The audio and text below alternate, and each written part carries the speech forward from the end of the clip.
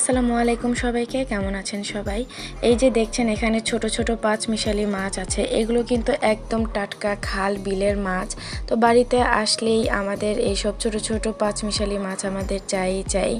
তো বাড়িতে এসে গ্রামের শাক সবজি খাবো না তা কি করে হয়।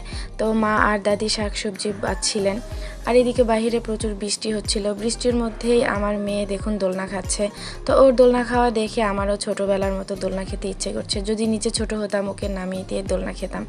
তো এইগুলো হচ্ছে আমাদের বাড়ির আম্রপালি আম। এটা আমার বাবার গাছের আম। তো যত্ন না নেওয়া এগুলো খুব ছোট ছোট হয়ে গিয়েছে। তো যে একদম অল্প কয়েকটা পেয়েছিলাম আম, অবশিষ্ট ওগুলোই ছিল। তো বাড়িতে এসে গরুর দুধ খাবো না তাই কি করে হয়, একদিকে গরুর দুধ জাল দিচ্ছিলাম। আর আজকে রান্না করব ছোট মাছ, পাঁচমিশালি মাছ দিয়ে পেঁয়াজ দিয়ে একদম ভুনা। আর ওইটা হচ্ছে নদীর একদম কাতলা মাছ।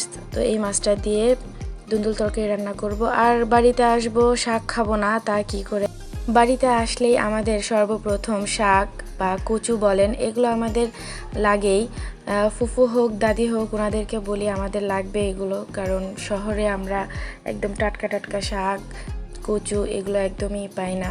তো এই রান্নাগুলো যদি আমি মাটির চুলায় করতাম খেতে কী যে ভালো লাগতো। তো আমাদের মাটির চুলার ব্যবস্থা নেই, এখানে আমরা গ্যাসের চুলাতেই রান্না করি। তো এই যে পাঁচমিশালি মাছ, এই মাছ তরকারিটা আমার এত পছন্দ।